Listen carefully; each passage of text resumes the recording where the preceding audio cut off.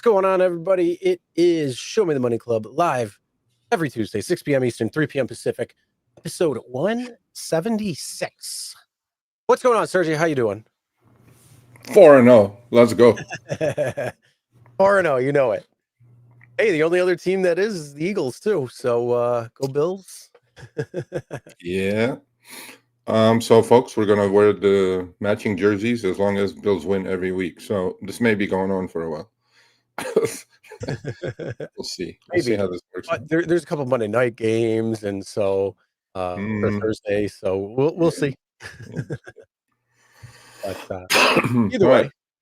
Let's do it. Got a crazy show for you, so let's get right into it because there's a lot of topics. So let's see what we're going to be talking about right now. We're going to be talking about Lyft adds more. Wait, what? No. What the? God damn it! I forgot to update this. Hold on. My bad. All right. That was last week, bro. That was last week. I forgot to update that one. All right, we're going to be talking about, is Lyft lying about rider wait times on higher tiers? We're also going to be talking about another Uber Lyft competitor bites the dust. This rideshare driver was not impressed with Waymo after taking a trip. Uber's new heat surge maps are rolling out to more markets. Uber's breaking the law in California. New restrictions with advantage versus standard mode. We're also going to be talking about Uber introduced more info for drivers to make better decisions. Following Lyft there, huh? Uber tipping culture. We're also going to be talking about Lyft fighting against a bill that protects drivers from unjust deactivations. Why the hell would they want to do that? Lyft CEO David Risher drives for learning, not earnings. Is driving stats. Only 47 rides. Smart Uber driver puts every dollar she earns into a shocking investment. And then Driver's Corner. We're going to be talking about achieving financial freedom by driving Uber and Lyft. So that is our rundown today. And of course, packed. And of course, we got our behind the wheel. So Sergio. All right. Well, okay, Chris, we're desperate at the moment. Hey, folks, please email me. I'm just going to keep it short. Sergio@therideshareguy.com. We'll hop on, we'll talk, we'll have a chat, we'll record, we'll put it on the channel. We can talk about whatever you guys want to talk about. I don't know why you guys are being so shy about this. It's just an interview. It's not even an interview. You do most of the talking and we'll just listen, and then we talk about issues, whatever you want to talk about. As long as it's not politics and whatever not, rideshare, we can talk about anything. And well, hopefully rideshare. So email me, Sergio@therideshareguy.com. At least 3 candidates out of today's show. I'm looking forward to it. Nice. All right, let's move on. Let's go into our first topic, and that is Lyft lying about rider wait time on higher tiers. Now, this is Matt's Corner. Matt, you haven't had a Matt Corner in a while, so good job stepping it up. Yeah, well, Matt's Corner. Matt's a good friend. He's a great driver in Boston market. And so he tweeted this out, and I thought it was very appropriate. Is this fraud, deceptive business practices? Matt says. Here we see them telling riders that choosing higher priced products will produce faster arrival times. However, these are all the same driver, me. I was in a remote location and the only driver on the map at the time. Also, while the app indicated that a driver is available on all these tiers, that wasn't true either.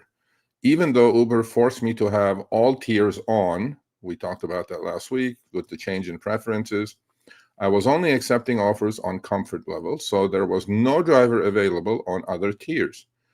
One other note, not sure why promotion was applied, but the rates were higher than normal even after the discount. More fraud. We talked about that they do algorithmic discrimination on the rider side more than the driver side, especially with those discounts. The algo jacks up the price, gives it the discount, makes it look like you're getting a sale. You're not, so be careful if you're a rider. But there you go. So Matt turned his app on, and he was the only driver. He probably took a long trip or a nature hike kind of a trip. And he looked on the rider app. He was the only driver. This happens quite a bit. Chris. This happens on Uber and Lyft. We know that from the first day this has been going on. As a rider, when you order a trip, it says 4 minutes away, right?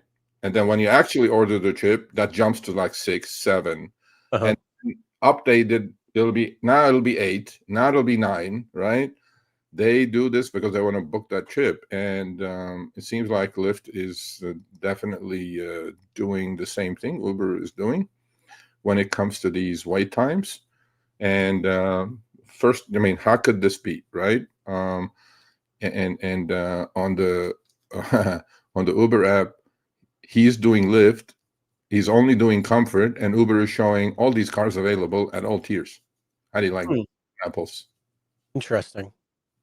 Yeah, more. Because you know what happens on Uber? It'll say outside your preferences. Yeah. Here's the ride request outside your preferences.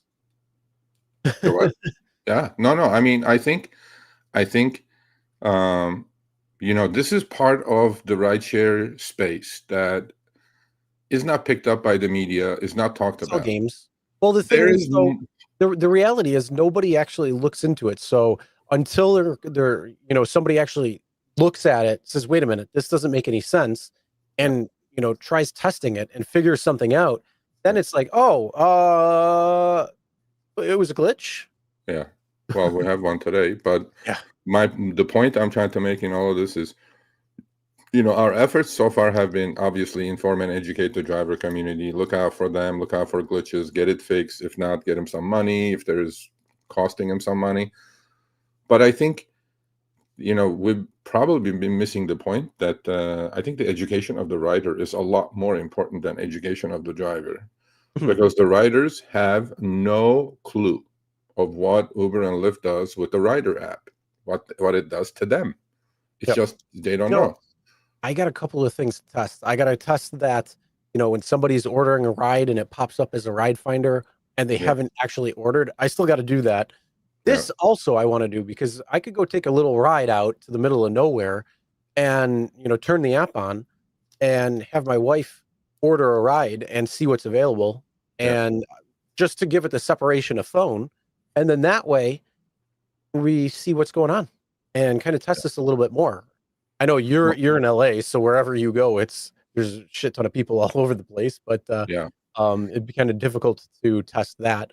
But yeah, if you go out in the middle of nowhere, not too far from you, and you do something like this, that can shine a little bit more light. Maybe it's time to reach out to our friends at More Perfect Union. And it's been about a year and change, whatever, when we did the algorithmic wage discrimination test. I think it's time to do a rider algorithmic discrimination test. What do you think about that? Yeah, why not?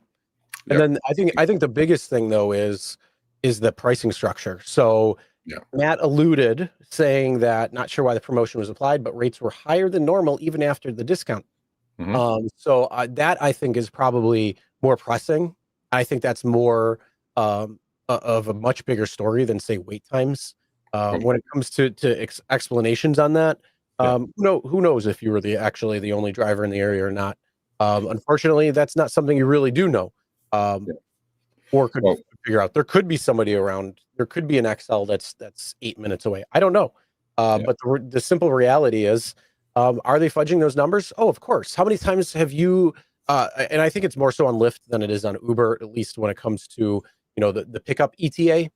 When you get that ping request, so that ride request comes in on Uber, it's pretty accurate once you hit it. So if it says like 10 minutes or something, that's pretty accurate. But when it comes to Lyft, it's always like much shorter what they say on the ping screen than what it is in actuality. So I don't know if it's like they're doing nautical, so it's like straight shot, like, oh, if we did a straight shot and there was no turns, we just literally drove through houses and trees and grass and everything. That's when you'd get there.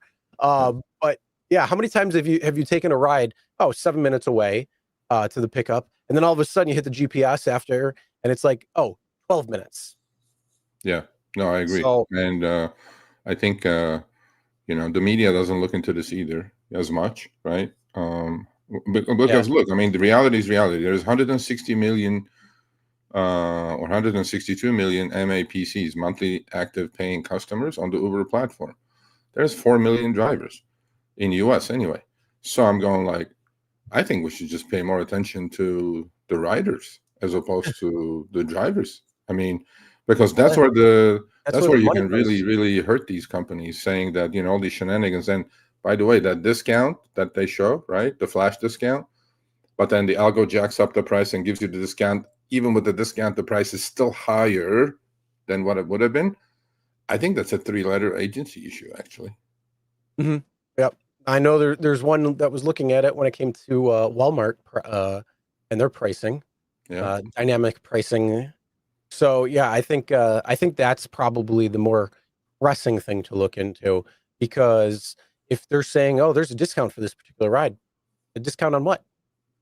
You know? Yeah. And then when it's actually built into the Uber One platform and that says it gives you an X amount of discount, then oh, you kind of got that's a little deceptive. That's a little bit of fraud, and at Yeah, least in that's my a opinion. little false advertising there. Mhm. But yeah, actually, I am going to send an email to Eric, our friend at MPU.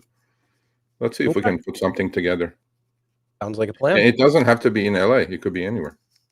I think it should be in Buffalo this time. Okay. Sounds good to me. But either way, let's move on. Let's talk about another Uber and Lyft competitor. Unfortunately, bites the dust. Yep. So Many have come, I many have ride left. no longer. Yeah, so I did help Yride quite a bit in their launch, and I do remember my first call with the two gentlemen who founded Yride and got it going.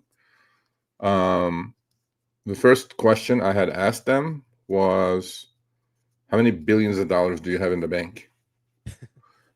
Oof. And they thought I was kidding, and I was not kidding.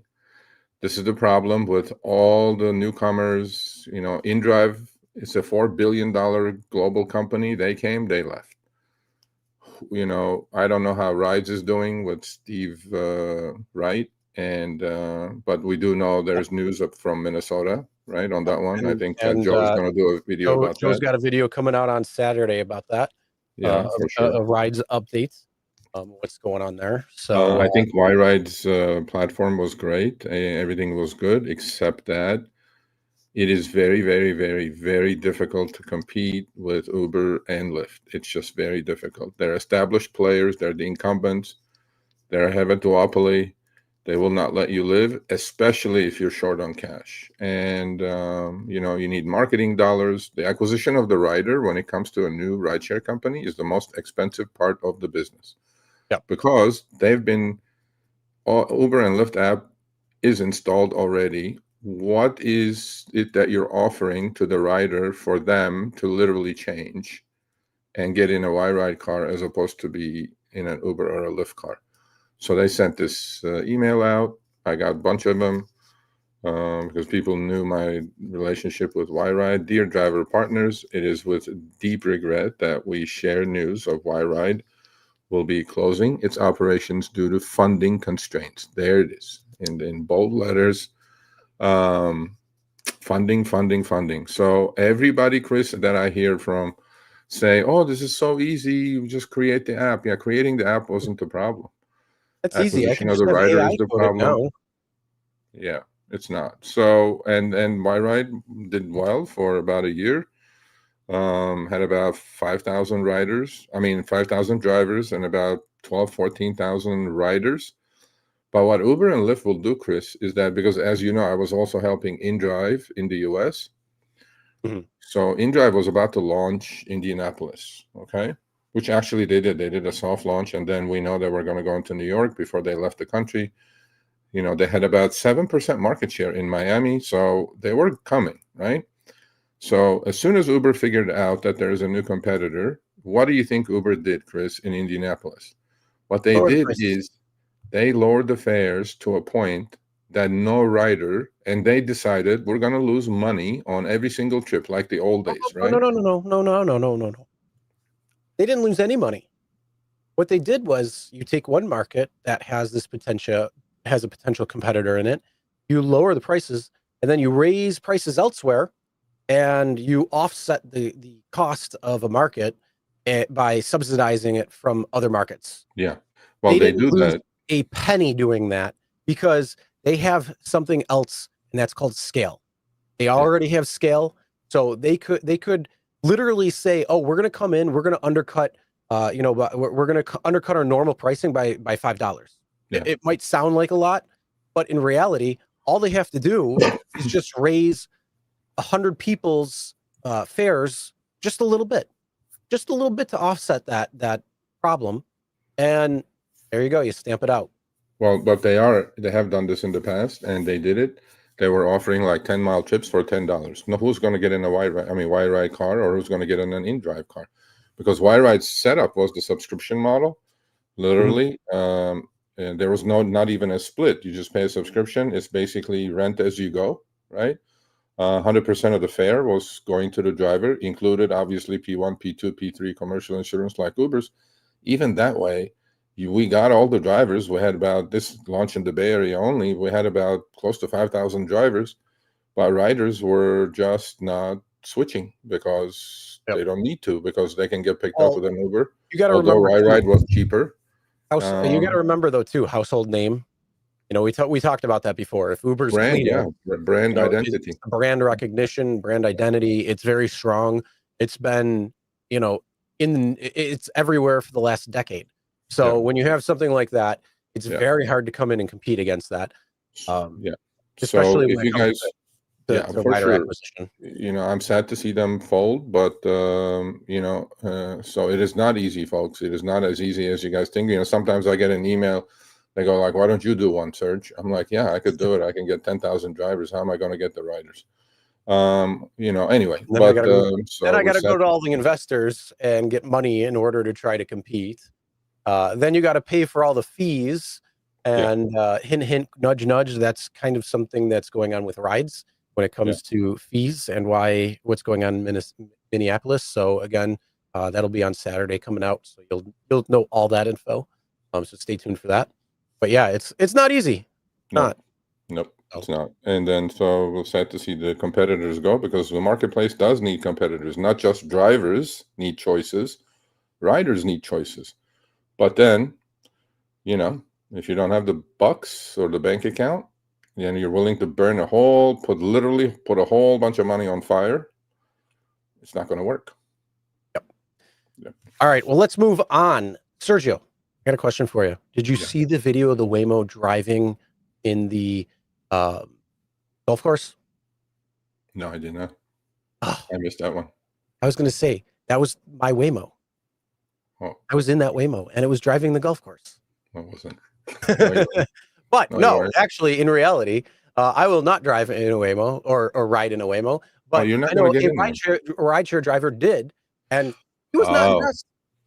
this is an interesting topic. We're going to talk more and more about these AVs and, whatever. And there's a good friend at Business Insider did this article. This driver, Jason Munderlaw, hopefully I'm not butchering his name. He's an Uber Lyft driver up in San Francisco, and he got into a Waymo. And after the trip, he said, "I'm an Uber Lyft driver who tried robotaxi for the first time." He said he's not impressed. I completely disagree with Jason, because I think he's displaying quite a bit of bias there. Yeah, I Um, think the first bullet point that says he's a part-time ride-hailing driver and union leader for RDU, yeah, that would be the dead giveaway. yeah, for sure. And But but I'm right yeah, there with him. I'm not impressed. you don't have to be impressed, but You know that's what where I'm we're going. impressed? I'm impressed during the riots that they became these fun little uh, beat up toys. That's where I Yeah, was well, I impressed. mean, look, that's not good either. I mean, look, you shouldn't put cars on fire because No, but but- um, So, Business Insider took Munderlaw on his first robotaxi ride in San Francisco. Munderlaw said the experience felt uncanny, and he missed the human connection offered with drivers. Well, Mr. Munderlaw, I would love, love, love to interview on Behind the Wheel. In fact, since he's with Rideshare Drivers United, I think I'm going to send an email to Nicole Moore, who we had on the show many, many times, the president of RDU, and say, can I have his contact? Because I would love to interview him about this. Mm-hmm. And look, I think my goal is to make money. Okay. I want to make money. How am I going to make money? I want to create passive income avenues for myself. And with an autonomous fleet, I think I can do that. I do understand certain drivers' bias, but then if you look at also his age demographic, his age group, right? He's an older gentleman. The Gen X's, Gen Plays Zers, a lot to it. yeah, Gen Xers, Gen Zers are not even going to think about ordering a ride with a driver in it. I'm telling you. So, well, Gen Z's scared to pump gas. Yeah. I mean, do you think they're going to really want a driver in the car? No, they're going to want to. They're probably scared of the driver already. Yeah, and to me, every driver that says I'm not impressed, this, that, they are asleep at the wheel. This is the future. This is the future of transportation, folks. You guys may like it. You guys may not like it. It's completely validated for them to say that, because I'm right there with it. I'm not impressed. The technology is, amazing. I'll give it that. But the reality is, I like driving. What do you think I did, for about an hour and a half earlier today? I was just cruising around. It's a beautiful day today, windows down, music blasting, and I was driving. I got the Evo, so it's a 5-speed, and you're just connected to the road. You cannot get that in one of these goddamn Waymos. You can't do it. You can't do it at all. You aren't even in control of it. You're just going from point to point. I was in the car. I'm like, you know what? I'm going to drive this way, and then I'm going to go that way. And it was just cruising around and enjoying. No, but this is commercial grade transportation. This is not. I don't need it. Okay. All right. Well, what I'm seeing is quite a bit of I think put my head in the sand, and when things are clear, let me pull my head out, and by then it'll be too late. This, look, to me. No. First off, you're conflating two different things there. You're saying, oh, you're not impressed, and it's not, and then it's saying, oh, it's not going to come here, or not going to be disrupting. That's two different points. Saying, I don't like this technology, or I don't like not having a driver, or I don't like not driving. That is a different point than saying I get that. It's coming and what technology is going to allow for, and that type of thing. So it's two conversations that you're conflating into one. So let's actually break them apart. And everybody who says, yeah, I'm not really impressed, I have a feeling that those drivers and just the people in general will not adapt it. But as you said, yes, a lot of it is boomers. A lot of it is going to be an older generation. And, they're going to be quickly dying off. But Gen Z, or Gen Alpha, sorry, the next generation, Is that Gen the next Alpha, one? is only at 42 million compared to 67 for Gen Z and 72 for millennial.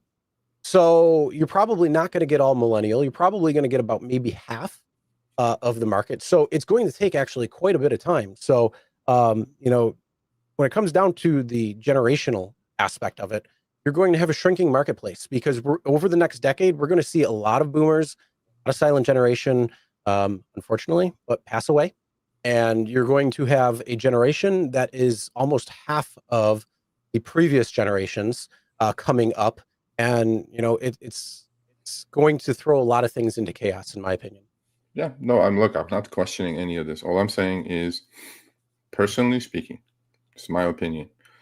The future of busy city transportation, let's say, such as LA, such as New York, such as Boston, or such as Philly, or whatever, figure out a major metropolitan city. Shorter trips, as we know, on the Uber Lyft platform, average trip length is about 6 miles. And they're in the metropolitan areas, they're in the busy areas, and that's where the drivers get all their bread and butter.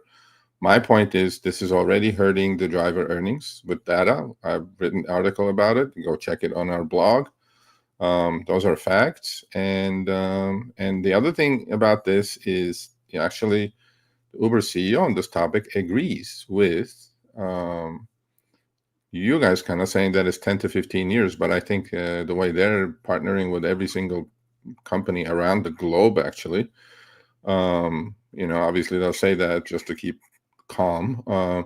Uber CEO says robotaxis could displace drivers in 10 to 15 years and create a big societal question. The big societal question is not just robotaxis. The big societal question is going to be truck drivers. The big society, because those are the people who've been doing this for generation after generation.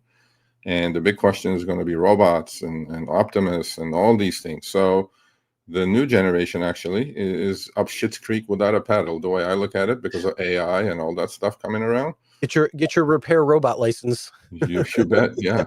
So self-driving cars will likely displace human drivers eventually, Uber CEO said. The loss of jobs is going to create a big societal question. Absolutely does.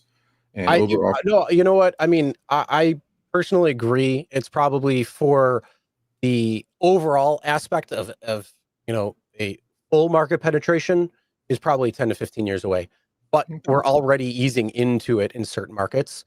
And I think one of the biggest places where it's going to be the biggest test is the Seattle and Denver market penetration. I think those are going to be big because what is it going to do when it's raining all the time? What is it going to do when it's snowing and icy? And how is it going to be able to manage that? So, and then not just manage it, but manage it at scale.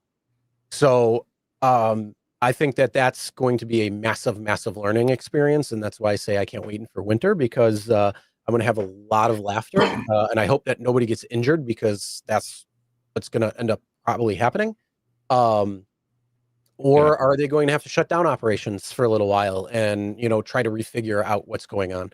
I think there's a lot of questions that still need to be answered. And I think when they're talking about, 10 to 15 years, I think that's you're getting into your smaller markets. I think you're getting into, something like Levi and Syracuse. I think you're getting something, maybe like Cleveland, Buffalo, these areas that are going to be much smaller. They're going to have longer, I would say maybe like 7-8 years, if I had to give a realistic timeline. But then 10-15 is where you're getting into the rural areas. So it would be almost more of a full market penetration. I think that's probably pretty realistic at this point. Yeah. I mean, 80% of the trips on the Uber Lyft platforms are in the big cities. Okay. And the way they position these cars and the way they're scaling, look, Waymo is not scaling as fast, obviously, because they don't own the cars. They don't manufacture the cars. They buy the cars and retrofit and put them out. But I think the big player on this, and the unknown actually at the moment, because I don't think they have it figured out yet, but I'm sure in a couple of years they'll figure it out, is going to be Tesla. Tesla is going to have a vertically integrated model. They manufacture the cars, they sell the cars to whoever they want to do to create a fleet. They can have their own fleet. So, business is changing. And the way I'm looking at it is, even, Chris, even with limited scale, when I looked at those Gridwise numbers, and we're going to keep in touch with Gridwise, and we're going to get a report every 6 months because it is an issue. San Francisco, Phoenix, LA, Atlanta now, obviously Austin, where Teslas and Waymos are. Drivers, I've talked to a lot of drivers, as you know, and they're saying already they're seeing decline in earnings. Now, if you're in a smaller city, maybe not. Maybe it's not going to affect you because I think also the other side of the coin is the rider demographics. We talked about the different generations and how they're probably going to react to this. So you also have to take a look at the demographic when it comes down to age brackets, and generations. Are you going to go into an older city? Probably not. You're probably going to go into a younger city where they're using it more regularly. Again, older generations own cars and they're driving more to and from places, versus a younger generation, which has been brought up on the Uber and Lyft model. And then they're like, oh, I don't need to get a car. So I think those aspects are probably going to dictate where and when they're going to go in first. So if you're in a market that is, primarily younger, a younger generation, more tech that's in there, you're probably going to see these come in a lot quicker. If you are in an older demographic area, or a smaller market, you're probably going to be at the later end of this coming in. And then if you're in, something suburban, if you're in a rural market, you probably have the longest way to go when it comes down to these, adoption. So, well, I'm just making sure. What I forecast. So depending on where you are, that's where, yes, don't put your head in the sand because if you're in one of the markets where, oh, they could come into that market and, penetrate it, versus, a different market, we'll see what happens though. Yeah, I mean, like in Buffalo, let's say you wouldn't worry about it too much, but in LA, the earnings are down 8.5% with just limited scale. There's only 250 Waymos in LA, and LA County is a massive county. And the other thing is they're not even allowed on the freeways yet. Once they start getting on the freeways, people are going to use it more and more because the ETAs are going to, go Well, lower. All that's I'm the other saying thing. is to the What's the all I'm saying to demographic? the communities, don't Again, just where they're ignore it. operating in LA, what's the demographic nature of them? LA, What's the LA age is a pretty young generation county, of actually. the areas that they're operating in? They're operating in literally the I know in busiest Santa part of LA Monica and County. downtown LA, but Yeah, what is downtown to what Santa is the Monica specific to makeup of West that Hollywood, people there? all young demographics. Exactly. Yeah. Exactly. Well, Go I to mean, the go to Granada Hills. What is it there? What's the average age? yeah, mostly upper middle class, suburban, I'm whatever. not But at, it doesn't matter about your income bracket. What matters no, is well, it's the what age I'm bracket. saying is, no, it's a mix. It's a mix. It's like, look, all I'm saying to you is, I am just warning, warning the driver community that Waymos are not end all be all. Teslas, I think, are going to be end all be all once they figure out the technology, because they will be able to scale so quickly, Yeah. and that's going to make And a huge the difference. learning capabilities that they have compared to Waymo is completely different. If you Yeah. drop a Waymo outside of an area, it would not make it 10 feet. You Yep. drop a Tesla in an area, and it will navigate itself through. Yeah. So Well, they're they're vastly different. And then the other thing is, every car is monitoring the road conditions, the road, everything that's going on.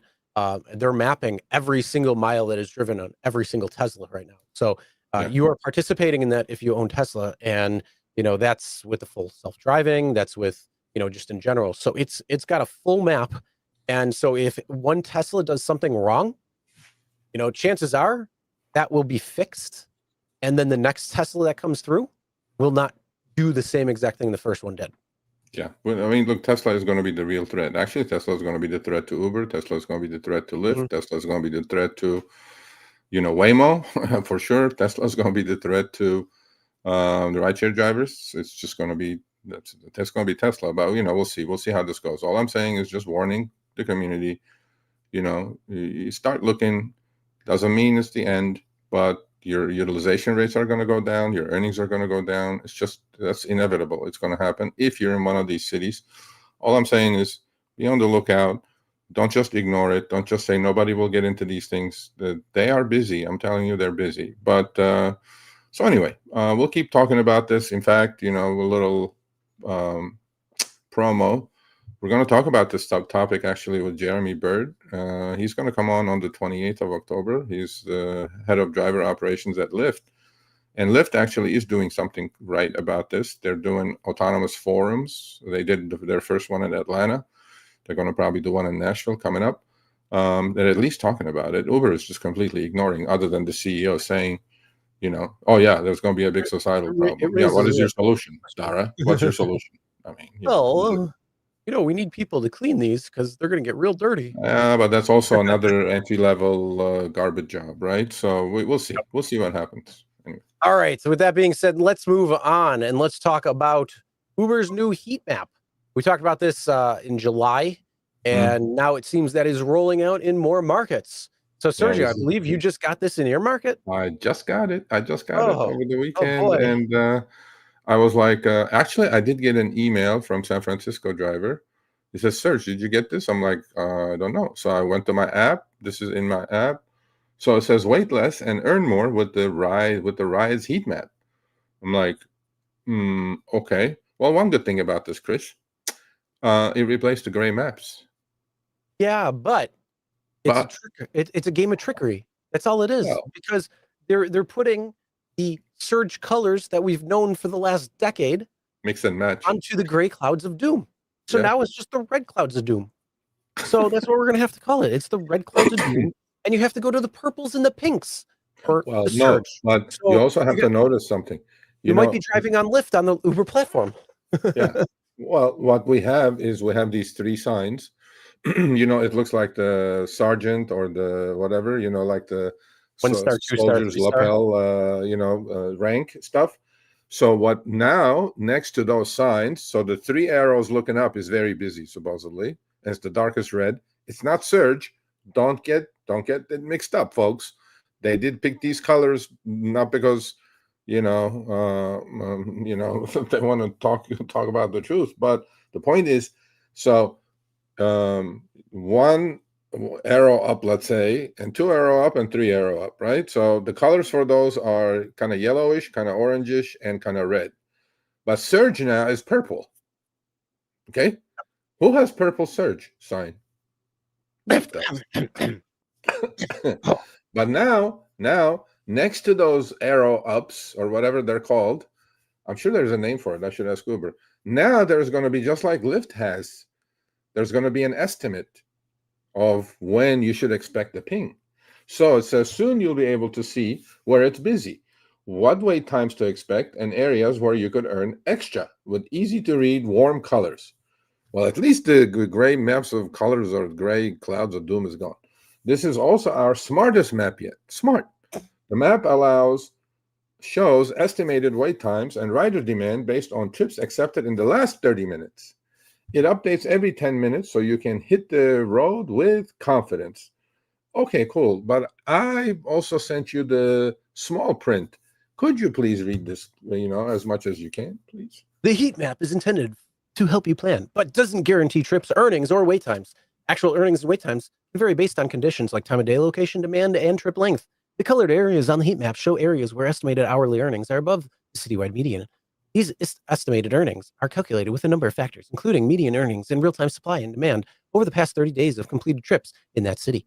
They include fares, trips, promotions, and surge, but may not reflect all local variables. The estimated wait times and extra earnings opportunities like Surge and Boost Plus shown on the heat map are based on trips accepted over the last 30-minute period and are updated every 10 minutes. These estimates may be affected by system delays and will not reflect actual real-time wait times. Potential variations in earnings and wait time show on the heat map may additionally occur when shifting between standard and advantage mode. Yeah.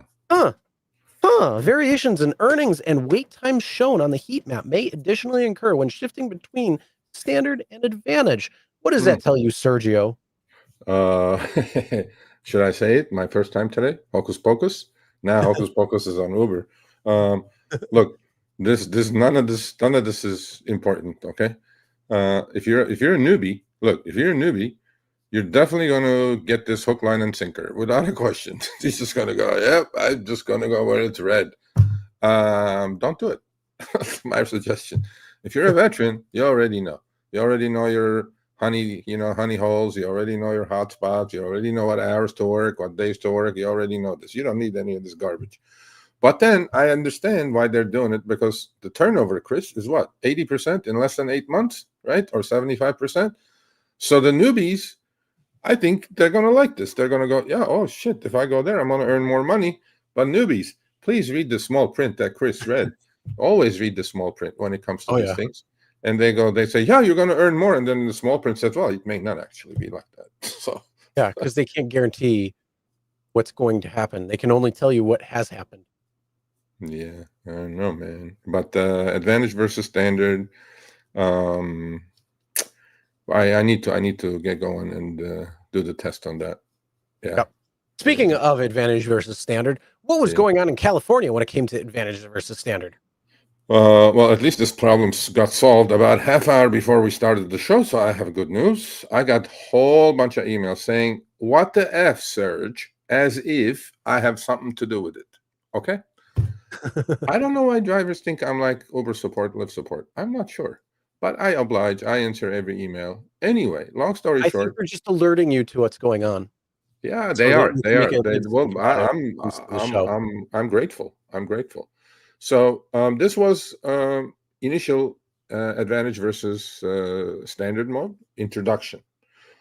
It says at risk. So now I'm at risk. It says I'm going like, why am I at risk? All my numbers match, because my understanding was that unlike other states, because of Proposition 22 in California, we do not have an acceptance rate AR restriction. In other states, you have a AR restriction, which is 25%. You have to be above 25%. You have to have a certain cancellation, and you have to have a CMT score that goes with it. I think it's 75, and I think it's 8% cancellation. Well, when they introduced this few weeks, maybe a month and a half ago in California, they said cancellation rate of 8% or less, star rating of at least 485, and driving insight score, CMT score of 75 or more. Nothing said anything about acceptance rate. You know what I'm saying? Mm-hmm. So now, again, I turn my app on after I got those emails. I'm like, sure enough, look at it right there. Meet the Acceptance rate. requirements. You You need have to to get be your over acceptance rate up 25%. higher. I'm at 24%. I'm like, what the F? I go, that's illegal, actually. That's against Prop 22 rules, laws, whatever. So everything else, I'm green check mark, but acceptance rate. So what do? I send an email to Uber. They immediately responded and said, "Oh shit, is this happening just to you?" And that reminded that rang a bell. Wait a minute, just to you. What does that mean? Seriously, I'm not reading it word for word, but they said, "Is this happening just to you?" I'm going like, "What is no?" I got a What bunch does of that emails. mean? Otherwise, I wouldn't have sent you the email. And they said, did you go out of state and turn your Uber app on? Because they may have picked up another state's standard versus advantage. I go, no, I did not travel. But I go, I wouldn't send it to you if I didn't get at least 10 emails from California drivers saying that, holy shit, now we have an acceptance rate restriction. Then about half hour before the show, they looked into it. They came to me and they said, you are correct. There is a glitch. Although, what do you want me to do?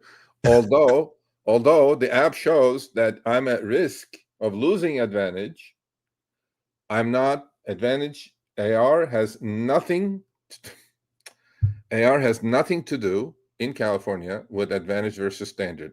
The app just put it in there somehow it sneaked in there, and they're going to remove it. So even if your acceptance rate is 0% or 1%, you're still going to get as many exclusives and trip radars, unlike other places where you're standard, you're only going to see trip radar.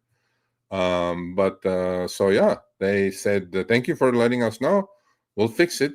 So I got it fixed. What else do you guys want from me? There you go. Always a glitch. That's their scapegoat. Oh, it's just a glitch. Don't worry about it. And then, next week when you're trying to go on standard mode versus or advantage, you can't because you didn't meet the acceptance rate problem. Sorry, you're done. Well, that would have been illegal. I That actually was told them. glitch. That was I just actually glitch. told them it's illegal. I told them, I go, hey, this is illegal. Under Prop 22, you can't have a restriction. And Yep. they said, yeah, you are correct. We're not supposed to have an restriction. I go, then what the fuck? I go, look at this. Look at my app. And then they go like, oh, shit. I go, yeah. But they emailed me back half hour before. Thank you, Uber. They said, it's a glitch. We're working on to fix it, to get rid of it. In California, acceptance rate numbers do not make a difference. The other ones do.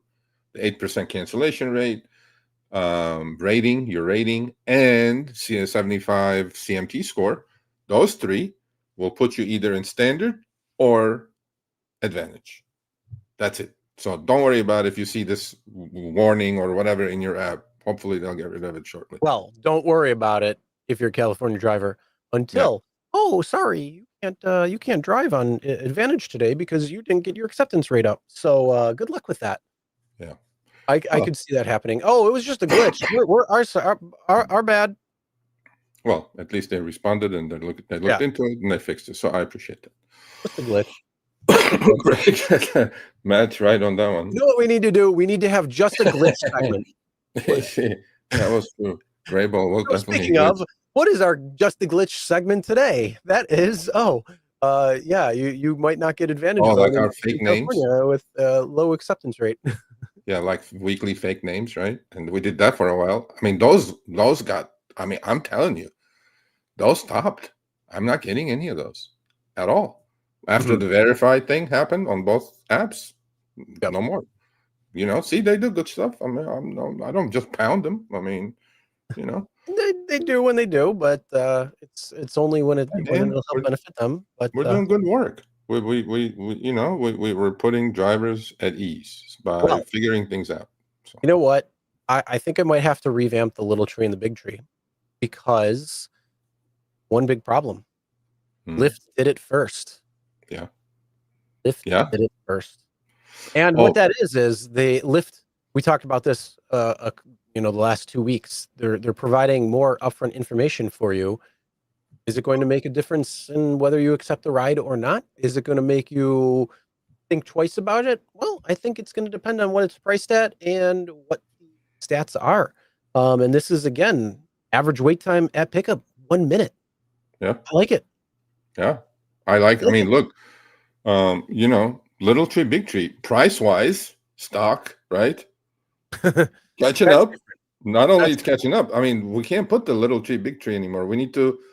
Well, no, Uh, no, no. I do it on base. So the oh, size comparison. Uber oh, is a behemoth compared to Lyft. Lyft okay, is that's just a true. little guy. But next time when we do one of those earnings calls or whatever, we should enlarge the little tree a little bit more. We Yeah, should tell AI to do like a it took big a little. tree and a It's medium tree. what it did is it cut a little bit of Uber off Big Yeah, Tree, and so it's getting a little bit more sunlight. yeah, And for sure. David's coming and watering it a little more. Yeah, definitely. David's definitely watering it. We're going to see David's stats in a minute. Hey, David. So Uber is doing this average wait time at pickup 1 minute. Great, awesome. Look, Well, Uber actually did that tippy first. Remember, top tipper. They used to like tell the driver. yeah, but Not nobody as good believed as it. not as good as Lyft, obviously, but then they got rid of it. Uber, bring that back. I mean, No, no, no, yes, no. Don't bring top tipper back, because we no, don't no, know what not top top tipper tipper, meant. just like Top Lyft. Give tipper you the could have been percentage. anything. I want the percentage. Yeah, yeah, This is average wait time at pickup, 1 minute. That is yeah, fantastic to see. I know ab- that. absolutely. Now I can plan, if it could actually mean the difference between accepting a crap trip and not, because if it's repositioning yourself to an area that you wanna be, why would you wanna reposition yourself for free when you could potentially take a rider? But you don't wanna sit there and wait, because minutes could add up, and they might mean a difference between, you know, lucrative trip in a new area or not. Yeah, no, for So sure. that That's a is great thing. This is absolutely definitely good. This is a definitely a good. a much better opportunity. The problem FYI, is, for FYI. $5.66 for a, 11.1 total trip, and, 30 something odd minutes of my time is not But going to hold happen. on. Do you see under 566? What else is Uber doing now? Do you see that? Yeah, the active hour. Yeah, that's another thing Lyft did, and then now Uber is doing it. So, by the way, I don't know where I got this email from, but this may have been one of the most horrible trips I've ever seen. Yeah. Period. Like 871 per active hour. I'm like, Well, no, it still beats federal minimum wage. fuck, bro. This is like horrible. Matt, was this yours? It might be, because it's all censored. Yeah, it's all like pixelated. Because Matt usually does a good job. I think this was yours, Matt. Was No, it yours? I-40. So, you didn't do it good enough. I could tell where it is. And multi-stop, Chris. This is Oh, this yeah. may be the worst trip Multiple ever. stops. Oh my god. Why would This you is who in their right mind would actually take that trip? But somebody did. Somebody but did. I guarantee you we're somebody seeing did. we're seeing more information. So yes, you're seeing that active hour, Yeah. and what I think is more important is the average wait time. But I think you need to add that tip percentage. Rider tips X percentage. Yeah. Add it. If they tip 0%, still put it in there. I don't Well, care. Because then I can see how much you're screwing me yeah. when it comes Well, to a ride and like this. But please go. but hold on, we got Yeah. another screenshot. Yeah. Go No, over no. to trip filters and go down. That's And my app. you got accept cash, but below that, actually, I got a bone to pick with you, because I know this is your app. Yeah. You can select rider rating, so that means you can actually set the minimum rider rating for trip requests now in That certain just markets. started. That's why I put it there. It's It's my not app. in That just mine. started. It's not in my app. It's in your special app Uh, that oh only you my have. god. Oh my god. Come on, man. No, I don't have a special app, folks. I haven't. I don't have anything. Okay, But so I thought you weren't taking teen rides, and yet I see teen requests are on. wait a minute. Wait a minute. Oh yeah, right. So when this I showed up, caught you. I no, no, caught no. Oh, you. Okay, first of all, hold on. I was going to send you another one, but then I had already sent you the lineup.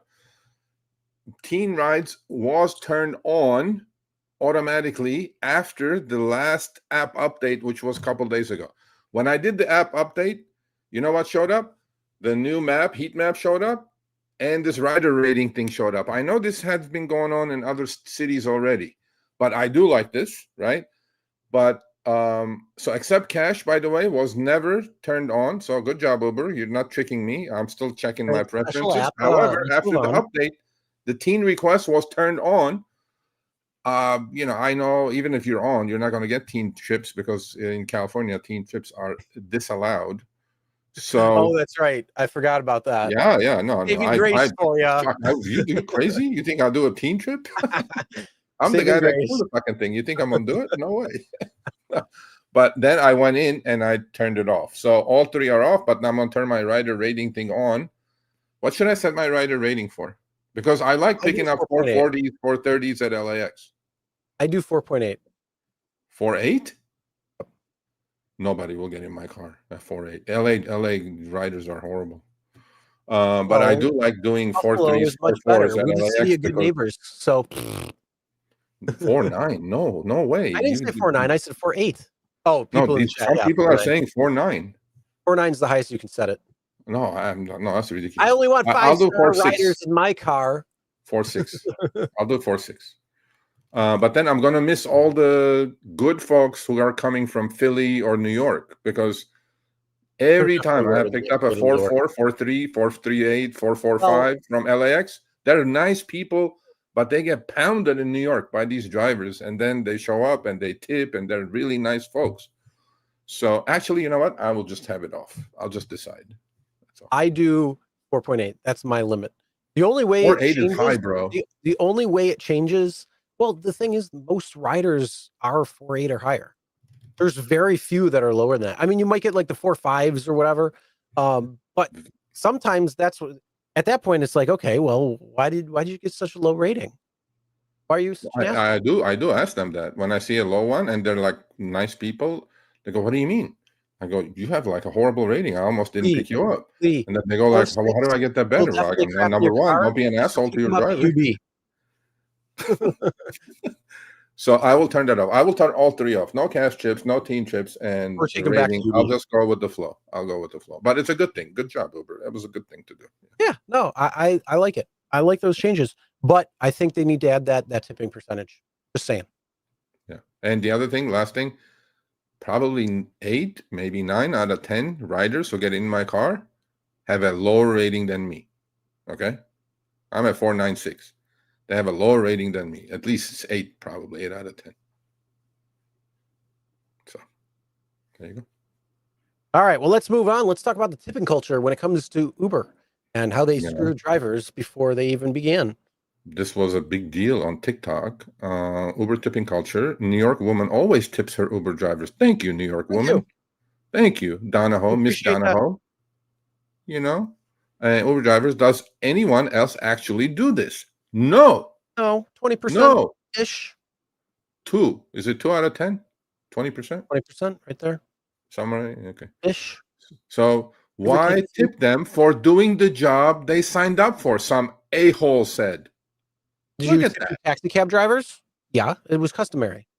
What, bro? You go When to somebody's valet doing an parking actual in service LA. for you, that's when you They tip them. bring your car Not 100 these, yards. You tip not when I them walk 5. in Five Guys and order my food and they're making it like that's the job they signed up for. They're making the food as they're supposed to, and I'm not going to tip them. If No, somebody, that's if I'm I go completely and against that. get my hair cut, they're doing me a service. I'm going to tip them. If Yeah. they're driving me somewhere, I'm going to Well, tip them. it's more But customary, I think, right? You go to the bar, the guy pops your beer, you give him a couple of bucks. You know what I mean? I mean, so my point is, I think it all started with Travis saying tip is included in your fare. Remember the old days? Remember? So Donahoe explained that she's been consistently tipping her rideshare drivers, only to discover she might be the exception rather than the rule. Yes, you are, miss. You are the exception. funny. Apparently, people aren't tipping their Uber drivers, she said. I avoid Ubers because, like, even the tip sometimes is so much. They're like, wait, you tip your Uber drivers? And I'm like, you don't? Her discovery led to some reflection about tipping standards across different services. Okay, you know what the tipping standards or culture or whatever the heck it is that I hate? Like you said, Five Guys or, anywhere else, you go fast food or whatever, like the tablet, it goes tip. I'm like, what tip, bro? Or Starbucks, or, I'm like, already like a cup of coffee is like $8. I'm like, I am fucking tipping you. So anyway, and then these were some of the comments. Not my job to wait until you go to subsidize. the bank. Wait until you go to the bank and do a transaction, and then they hand you back. Oh, you got to sign this, and Well, then they it's got a charge little. you for Would you your like to ATM tip? shit, Would you but like to tip? Would you like to add a tip for your bank teller? well, Uber charges you $1.85 now, is it right? When you cash out, it's your money. Yeah, So it's my it money, and says, I need it now. yeah, fucking unbelievable. I mean, no, the tipping culture is out of control. So No, you know what? I tip where it's customary. I don't tip I where agree. it's not customary. I And agree. people are like, oh, I feel like I have to tip no Bro, matter what because I'm like, I don't give a shit. If it's not a customary place to tip, I'm not gonna fucking tip you. I'm not gonna tip the person at Walmart who's cashing me out. Go fuck yourself. yeah, no, I I will agree tip with the that driver who's 100%. driving me though. I agree And I 100%. sure as Okay. hell won't tip a Waymo. So go F yourself too. No, Waymo, no tip.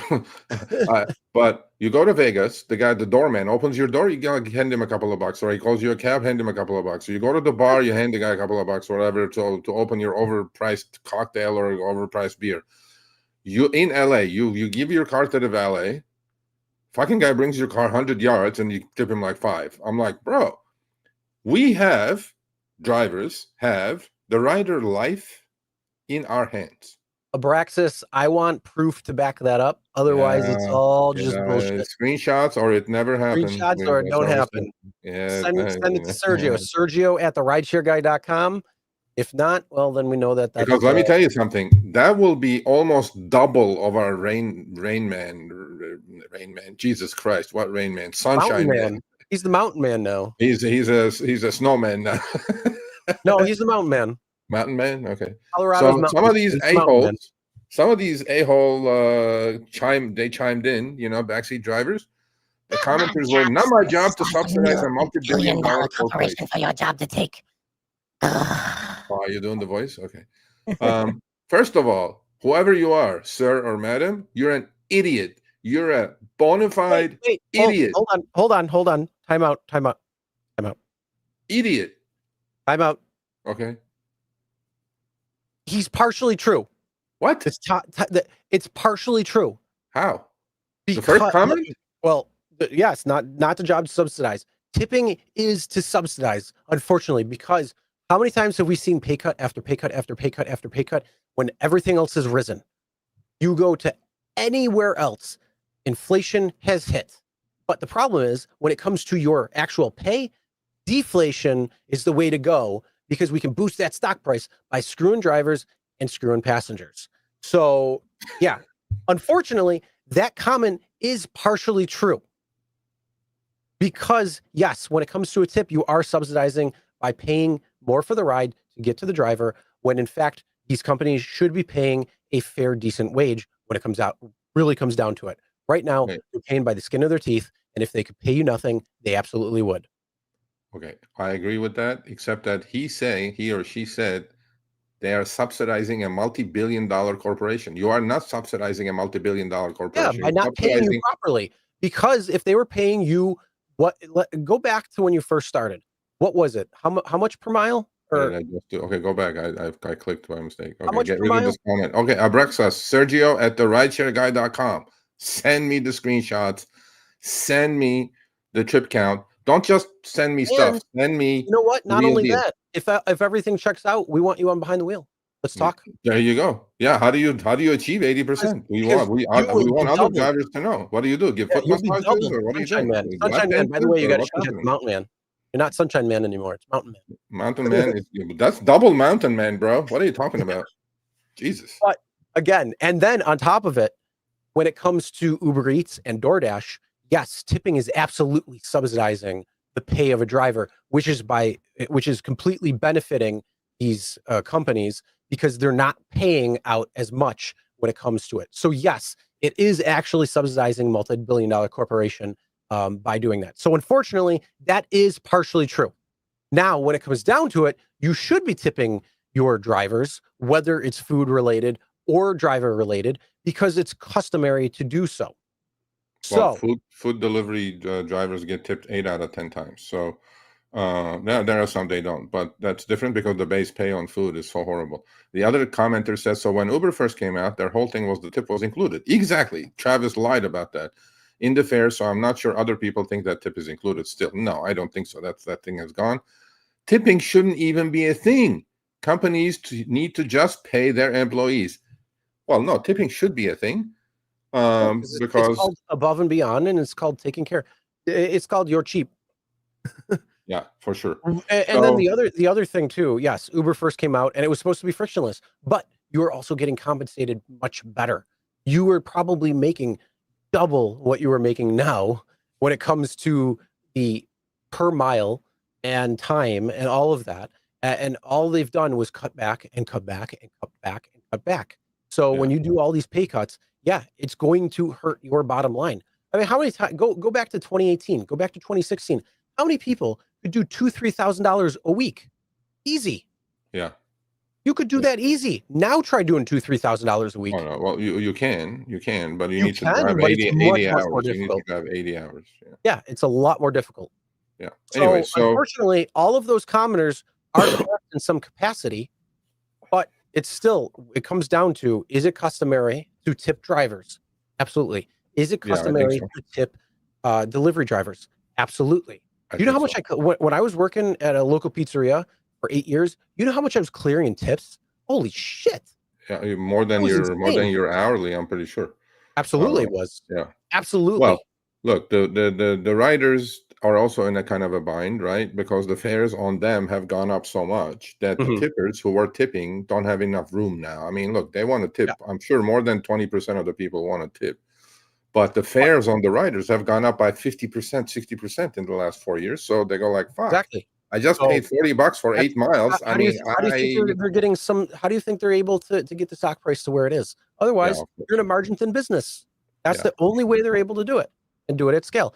And then, as we talked earlier, how they can undercut competitors because we may have to undercut here, but we can raise everywhere else, and nobody's going to know the wiser.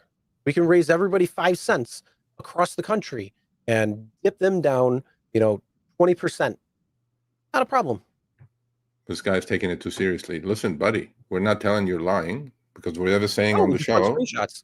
You know the truth. Saying on the show, no screenshot. It never happened. That's been the saying for what, 15 years at this point now? Yeah, exactly. So don't take it so seriously. Look, I mean, all I'm saying to you is just send me a screenshot. How difficult is it to take a screenshot? Yeah, and if it's true, man, more power to you. Awesome. Yeah. That is fantastic. And like I said, we want you on behind the wheel if it's true. Okay, email me, Sergio at therideshareguy.com. In fact, put the proof in the pudding, man. The proof in the pudding. Yeah, you send me the screenshots. We'll do an interview with you behind the wheel, and then Chris will install or put your tip screenshot during the interview in the video. Yeah. And somebody said Atlanta is not the busiest airport in the country. Atlanta, Hartsfield, Jackson is the busiest airport in the country at the moment. It is. Yes, it is. It's actually been at the top for like several years. Oh my God! You got the Delta hub. You got. Wow, you're high maintenance, sir. I don't know how you get tipped 80%. I'm not sure. Sergio at therideshareguy.com. I'm sorry if that's. It's kind of easy. We're on the Rideshare Guy, therideshareguy.com. His name is Sergio at therideshareguy.com. Yeah, that's it. All right. It is the busiest airport in the country. Yes, I tried to delete somebody. I'm trying to delete somebody. There was like a spam. No, not a rideshare driver. It says herbal medicine or some shit or whatever. Oh, I don't know what that is. Yeah, I just got rid of it. Okay. All right. Okay, next one. All right. Where are we? Let's see. Hold on. I was trying to look at the chat to see what you're talking about. All right. Yeah. Ooh. We're talking about Lyft and why they are fighting against a bill that is protecting drivers from deactivations. So what's up, Jeremy? What's up, Jeremy? We'll talk about this. We'll talk about this on the 28th. Get ready. Oh, that's First of all, Jeremy, you said every quarter, Jeremy. It's been over a year. I don't know what's going on, Well, But anyway, David Risher also said he would come on again. David goes And like, you hell know what no. he To did? go on that You know what show, he there's did? no He way said, we're going. "Oh, I'm going to block Chris." Oh, are you still blocked? Yeah, I think so. Well, I'm going to talk about when Jeremy. That's another thing we're going to clear up.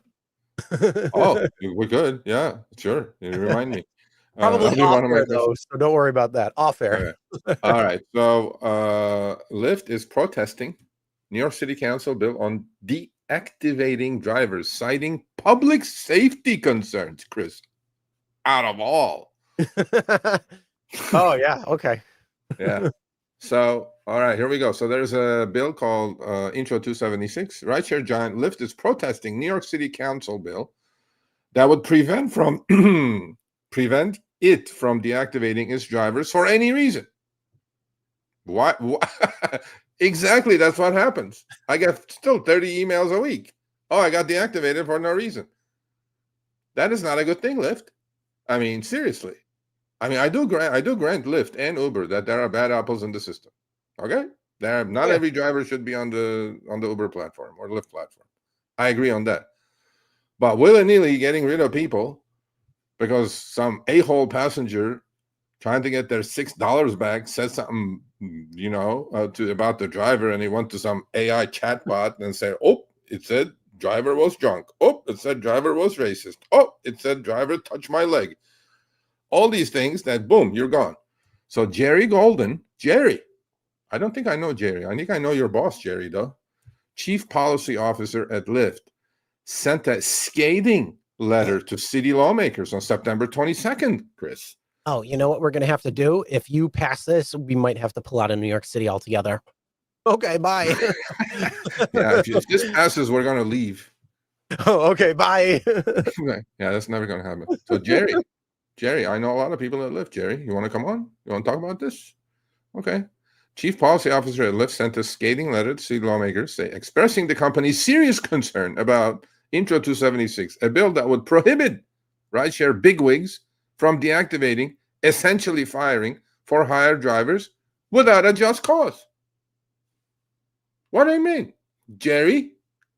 I mean, we have a saying in this country. What is that, Chris? Don't we say innocent until proven guilty? Yeah. No, in rideshare, we're guilty until we feel like it's not. If we're gonna go back on our word. Yeah, well, we don't do that. So it says Golden charged that the bill, as it is, undermines public safety and puts New Yorkers at risk. I love how they always they find the spin. You know what they do? Jerry? Here's what they do now. This is what Jerry did. His golden rule is we're going to take the bill and then I'm going to put it in ChatGPT and then I'm going to say, hey, how can we spin this to make it so we're against it? And then that way we don't have to get it passed. And that's what ChatGPT spits out. Yeah, I know. It's going to put safety, public safety and New Yorkers at risk. Oh, okay. Go on the subway. Wow. Is this Steph? I don't know what's going on with Steph. We may need to do another interview with you, Steph, because I know you like so much female to female driver thingamajiggy. Anyway, so New Yorkers at risk, especially since drivers know personal information about passengers, including pickup and drop-off points, that there are often places of residence or work. Oh, on a lost item, when you send an idiot to my house because they lost their phone, that's not okay. Oh, I got you, Jerry. Jerry, you're pissing me off, Jerry. Why don't you come on? Let's talk about this. He added the bill's 14-day notice period would prevent rideshare platforms from promptly removing drivers who have been reported as engaging in unsafe conduct. How about the same thing for the rider? How about that one?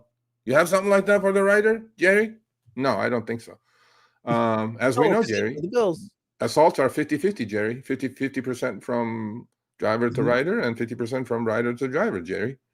Anyway, promptly removing drivers who have been reported engaging in unsafe conduct, which could be anything ranging from reckless driving to harassment. For example, he named in the letter, drivers reported for repeated unsafe driving, discrimination, or sexual harassment could be permitted to continue picking up passengers for over 2 weeks after their alleged offense, placing additional riders in harm's way.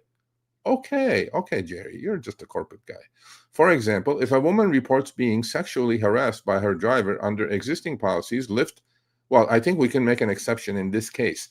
Maybe you should just change your algo a little bit. When Here's it the says thing. sexual harassment, definitely not deactivate.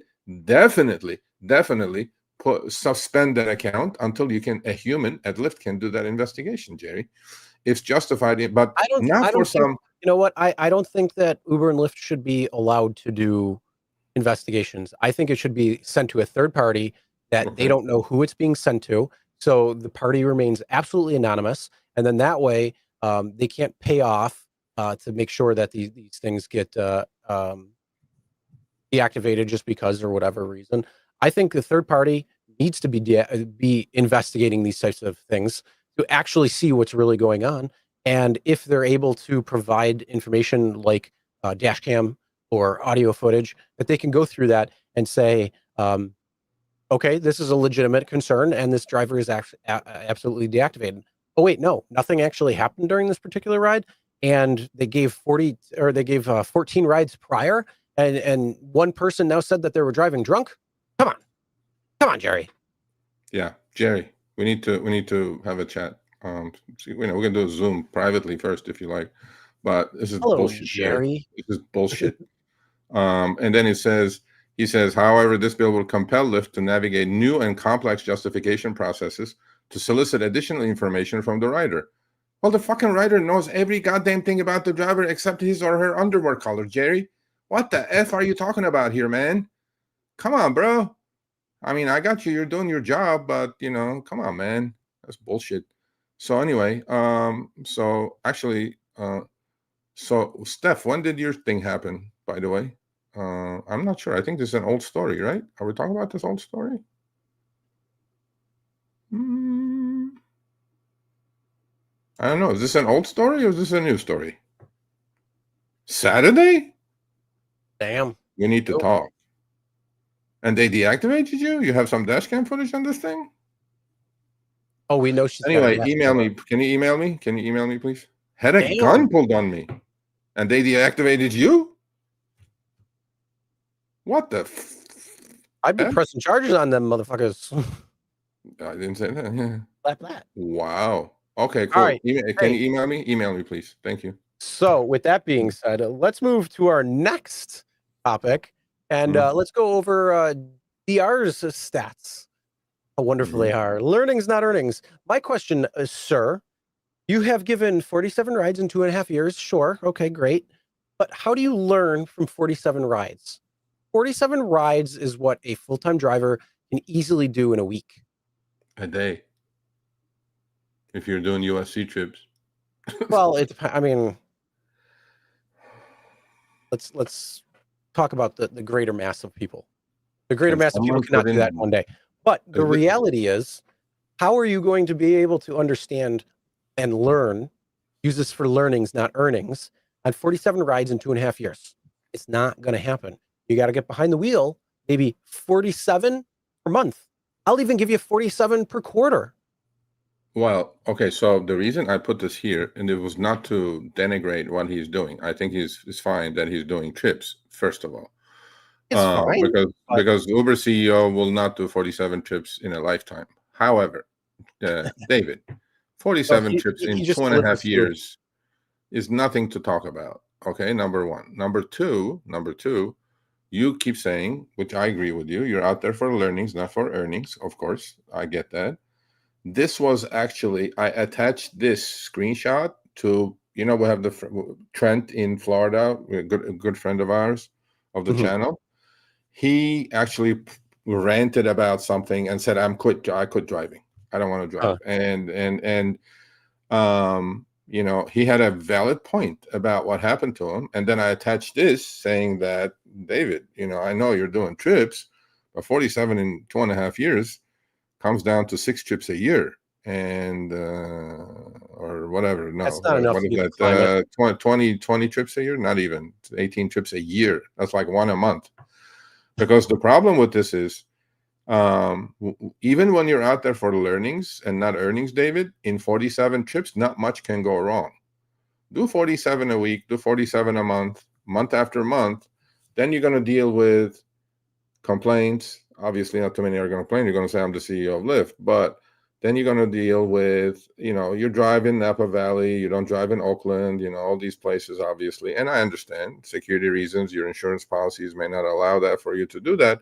But 47 trips as a count is not enough to even do learnings, not earnings, forget earnings, learnings, how woefully inadequate Lyft support is, what happens with cancellations, what happened with scheduled trips. This was actually What Trent's happens with problem, was on a false scheduled trip. deactivations?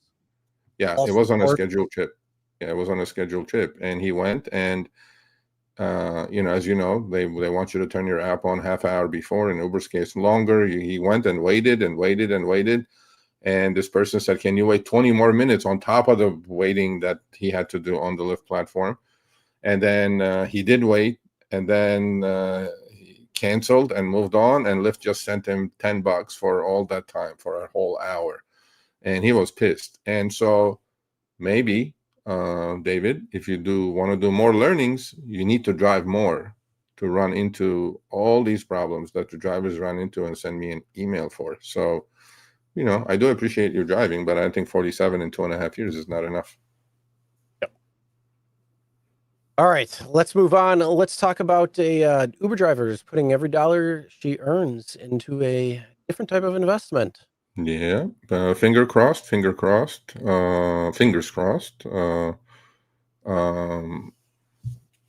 She's going to be, hopefully, nowadays, Chris, I always say hopefully, because although we do have a deal, they don't show up. These drivers, they go, yeah, I'll be there. And then I go jump on Zoom. Nobody's there. They, they stand me up, bro. They stand me up. I don't know what's going on. So this driver, Miss Stamp, she's on Twitter as well, Lindsay Stamp, and she has a W-2, but she drives Uber part-time. And about 4 years ago, she started doing something that, and this caught my eye on the article, and then I researched her on X and DM'd her, and she responded. And hopefully we're going to jump on and do Behind the Wheel. This whole thing goes with the driver's corner topic as well that we're about to discuss. Is currently in season 2 of her Uber Chronicles, Stamp shares stories in a what format? Vlog format, discussing her encounters with interesting passengers. So she drives Uber part-time. For the last 4 years, whatever she was making, Chris, she's been stacking it in Bitcoin. And when I saw that, I go, hold on a second. How amazing of a story is this? And we know what has happened over the last 4 years. So even if you didn't do Bitcoin, if you did anything, stock market, whatever it is, that gold, whatever it is that you put your money into, that money would have turned into some serious, serious money. For Lindsay Stamp, driving an Uber isn't just a side hustle. It's a way to stack Bitcoin. And the product manager and social media personality has documenting her journey on X, sharing financial tidbits, motivational messages under Uber Chronicles. Stamp is trying to get rich the same way she has grown famous, by driving. Stamp writes that lately she has been using her earnings from behind the wheel, appropriate, to acquire Bitcoin. Good for you, Lindsay. 5 years ago, I owned no real estate, very little stocks, and thought Bitcoin was a scam. It's never too late to make moves. If you're willing to do the research, create a plan, execute on the plan. These are almost sounding like my words, aren't they? Good things will happen eventually. 100% agree. 100% agree. 100%. And this kind of gives me a little segue into actually, I can, if I may, Chris, can I put my new website address down there somewhere, or you can do it? Yeah, go ahead. So folks, I just launched a finance website. It's www.sergioavadian.com. It's free, obviously. Please go check it out. Please subscribe. There's going to be a free newsletter that goes out every week We just launched a website. Go check it out, www.sergioavadian.com. I also have a YouTube channel, which you can check that out as well. It's nothing to do with rideshare, but it's something to do with pivoting. It's something to do with information, correct information, proper education, because I believe financial education is lacking in this country from elementary school all the way to college, which includes millions and millions and millions of drivers. Okay. And I don't want to hear one word about, oh, Serge, I can't even make ends meet. I don't have money to invest. You are lying to yourself. You're doing the biggest disservice to yourself. Okay. You go check out the website. There are some actually good rules of thumb there. My philosophy is nobody is going to help you other than you. Your parents are not going to help you. Government's certainly not going to help you. You are in charge of your financial future. And when I say this, I know finance, being on Wall Street plus 30 plus years, probably 10x, 20x more than I know rideshare. You are in charge of your financial freedom, financial future, and you need to invest. It doesn't matter how high the market is, how low the market is, whatever it is. It doesn't have to be the market. It doesn't have to be these YOLO people that you see on Robinhood. None of that stuff. Drip, drip, drip, drip, drip over long periods of time. You will see amazing, amazing results. So please go subscribe to my free newsletter and www.sergioavadian.com and check out the website at least, even if you're not going to subscribe. There's a blue subscribe button. Click subscribe. And all I'm asking from you is an email address. I'm not asking your name. I'm not asking your phone number. I'm not asking anything. Just put an email. You automatically will be sent. And the topics are going to be about macroeconomy, trading, investing, all types of things, whatever floats your boat. And, I think a lot of drivers could learn a lot, and I'm here to do it. So. Yep. All right. With that being said, let's move to our driver's corner. What we're going to do is we'll put the link out to come on the show to talk about this, and we're going to go over the article that you had just posted. So there you go. That's the the link email. the link has just been put in the chat. So if you'd like to come on the show, we'll take 3 people, and then from that point, let's talk about achieving financial freedom by driving for Uber and Lyft. This article just dropped on our Rideshare Guy newsletter. Please check it out on www.therideshareguy.com. We have a free newsletter on the Rideshare Guy as well. Free, folks. Free. You can't beat free. So achieving financial freedom by driving for Uber or Lyft. Look, you may laugh at this or may cry about this. That's not my point. The point I'm trying to make here is that first, you need to have a plan towards your financial freedom. What are you doing about it? And, Chris, all I hear is, after my expenses, after I pay the rent, after I do this, after I put food on the table, I have no money left. What do you say to that, Chris? Make more. How about this? I was on Spaces yesterday, right? There was a great comment by Matt, and he suggested this, and I think it's wonderful. Okay, let's say you decided to do 50 trips this week, right? 50. All I'm asking you as a driver, do one more trip. And whatever you earn on that trip, don't take that money. Go plop that into a brokerage account, buy an index fund, buy an ETF, buy gold, buy Bitcoin, whatever you want to do. Just one extra tip a week. Well, I think the other side of the coin too is take a look at what you're spending your money on and shrink it where you can. Yep, for sure. You got to stick to a budget.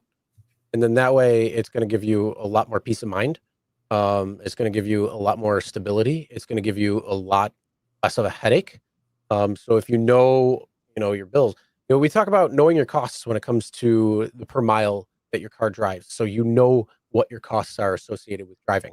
If you don't know that, you have no idea how much money you're actually making or not. So with that being said, you also got to know your financial picture.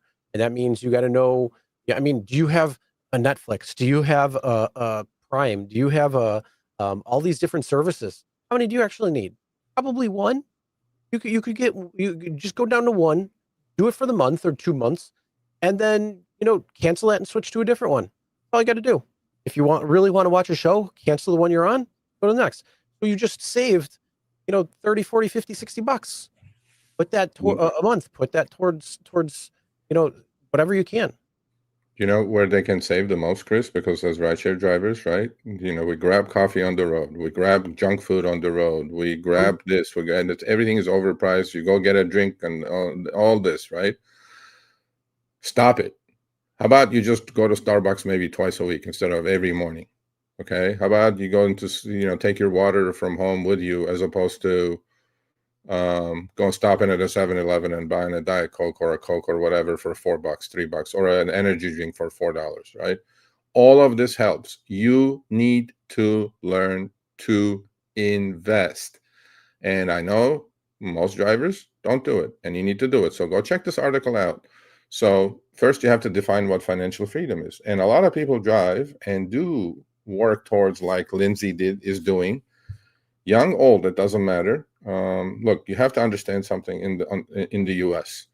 In the U.S., what you must understand, there's a good friend of mine who said something to me a while ago and it stuck with me, and that is this: don't slave harder, save in hard assets. What are hard assets?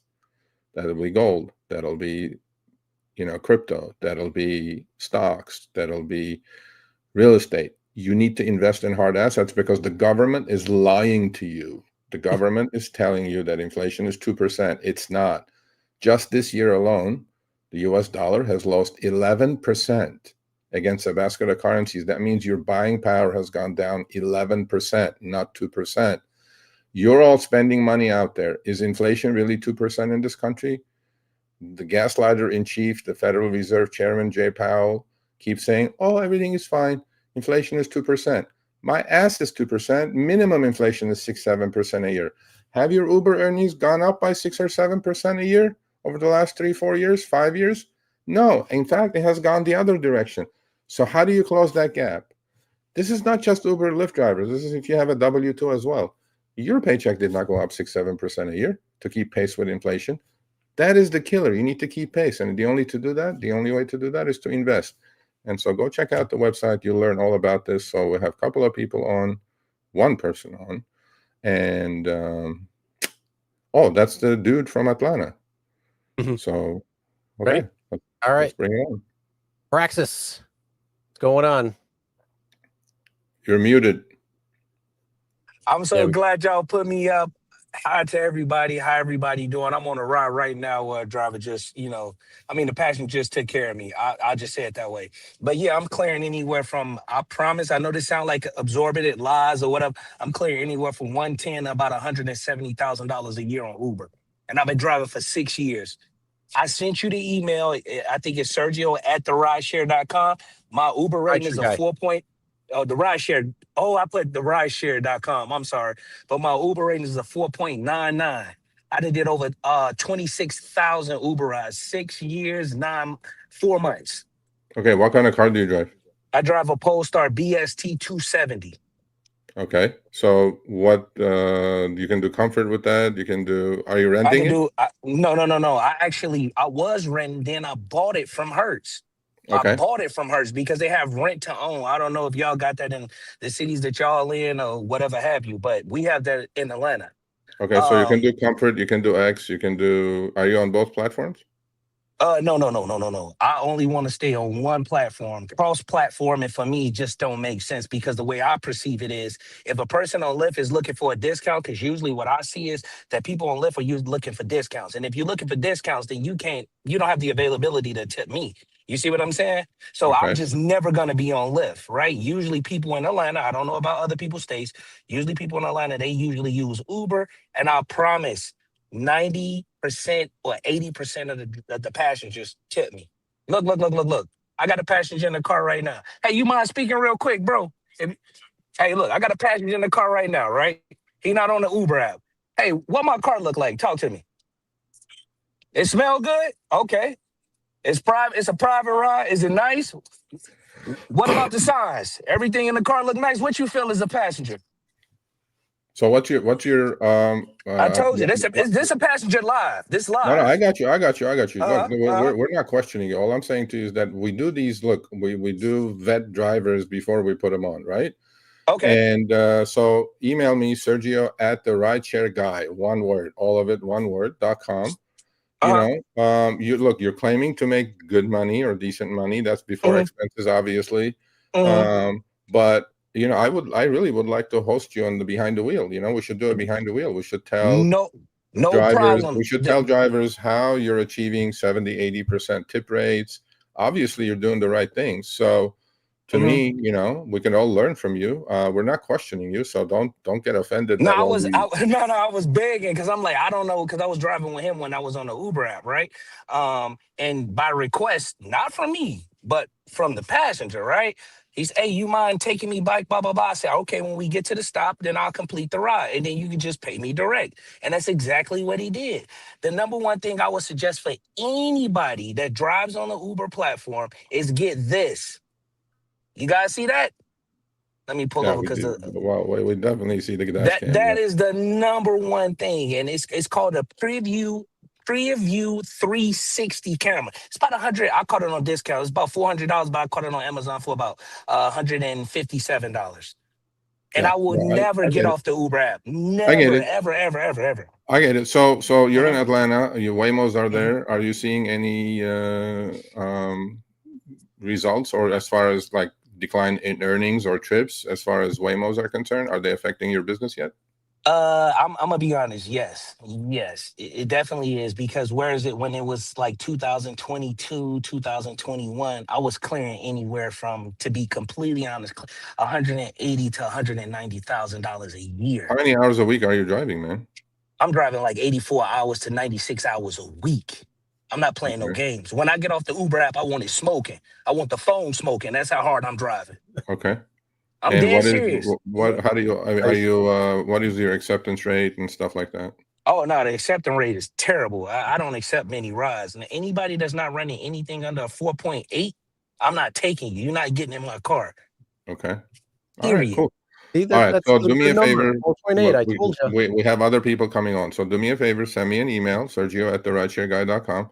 Send Sir. me like Mhm. your weekly earnings, let's say last month's earnings, right? It's just take a screenshot whenever you Yeah. have time, no rush. No, no, no. I got you. So it's Sergio at the rideshareguy.com, Yes, right? sir. Yes, sir. Yes, Okay, sir. I'm gonna send it to you right now. If you kick me No down or rush, whatever. no rush, no rush. But I would definitely love to have you on behind the wheel and Mhm. do an interview with And you. real Then it'll quick, be like a little fireside chat. We'll just talk about things and we'll talk about your experiences. And hopefully a lot of drivers can learn from you, man. So real quick, Sergio, before you go, I'm gonna What tell is you your why actual name, by the way? it's Marlon. It's Marlon. Marlon. Okay, Marlon. Okay, yeah, I'm yeah. gonna tell you what I do, because passengers tend to talk too much for me. I don't like Hmm. to talk that much. I Hmm. just so happen he kicking me money to take him where he need to go, right? But I put on the app that I'm deaf. And the Well, reason why you I do look, you don't breaking news. Don't do any of this now. Do it when we're talking. Recording the interview. Okay. oh, okay. And it's Sergio at the Rideshare Guy. The guy is the Yeah. part that I miss. All one word. All one word. Yeah. Okay. TheRideshareGuy.com. Yep. And I appreciate it. And for anybody think I was lying, I can't wait till he give me this opportunity to No, no, speak. no, no, You no. gonna see. I'm Look. gonna prove what I'm saying. We I'm gonna have a prove it. saying. We have a saying. We're all veterans. We have a saying. No But screenshot. It never happened. That's what we say. but So Sergio, why people are saying that Hartsville International Airport and the domestic airport is not the busiest airport in the it world? is. No, It no. is It the is the big. busiest airport. It is the busiest Yes, airport it's in the the big. country. And not only that, Uber actually got the contract with people who have Amex cards. So all of the rides that was going with Lyft with the Amex cards or whatever, the business is booming. When I say booming, it is booming when it So comes to okay. Uber as far as Okay. the Cool. airport Cool. rides. All right. We'll see you later. Email me. Don't forget. All right, see you around like a donut. Bye. All right. Take care. But All right. Who else is coming on? We want to talk about not tipping, but we want to talk about, can Uber afford you by driving, Uber and Lyft driving? Can you get to your financial freedom and can you get to your financial goals? Who wants to come up? There was somebody that came up and they left. Who was that? Just come back up. there Here's were the two link. people that came on and then left. What Yeah. the heck? Don't leave. Don't Don't be leave. We're scared. not Don't be going to eat scared. you. We can't. There's the link. There's the link, It's the folks. screen. Right there. Grab the link and come on. We got a few more minutes. Deaf, more tips. That's an interesting kind of a thing, man. If you don't want to talk, I'm deaf.